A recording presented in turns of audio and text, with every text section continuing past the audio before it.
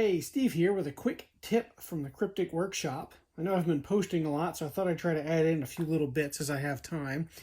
And I'm just making some pieces and that I have some kind of fine sanding to do.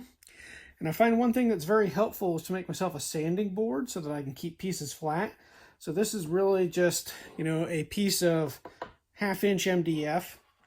And I took some spray glue, a standard 3M variety. I coat the board, I coat the back of each of these sheets. Let them stand for just a minute or two to kind of tack up a bit, and then seal them down on here, and they pretty much stay there permanently, until they wear out, and then you can always, heat them and peel them back off again. And I just have a piece of 180 and 220, so it lets me do that fine sanding. So now I can just kind of come in and, do a couple of strokes on each side, flip my pieces. And I'm not trying to take much off at this point. I just want to smooth them up a little bit, not doing any correcting. So it's really fast and easy.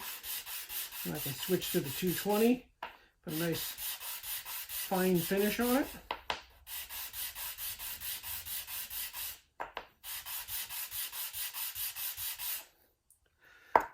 And then keep going through all my pieces. So just a really fast and easy, nice little quick tip. And one other thing that these are great for is, you're going to make a lot of dust. And I'm not going to go and just sweep this off. So I'll just kind of shake it off my board there.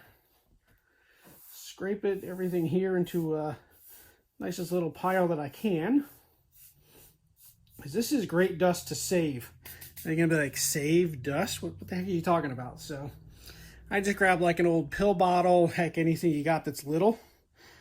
Just scrape your dust up, stick it in, and you can use this to make your own filler paste. So if you're working, in this case, walnut is what I'm saving here. So you happen to be working in walnut, you got a gap somewhere, you can just squirt out a little bit of white glue, mix your dust in with it, and then you will have something that, approximates basically a walnut filler. And you can add more or less of the dust as needed to change your color. So it's just a great little thing to keep on hand.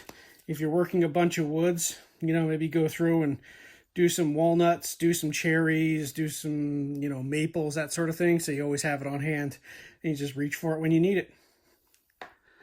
So anyway, I hope that's a great little tip. You'll probably see a bit more from me as I get further the way through this project. At any rate, stay dusty, or in this case, keep your dusty, or something like that. Anyway, take care.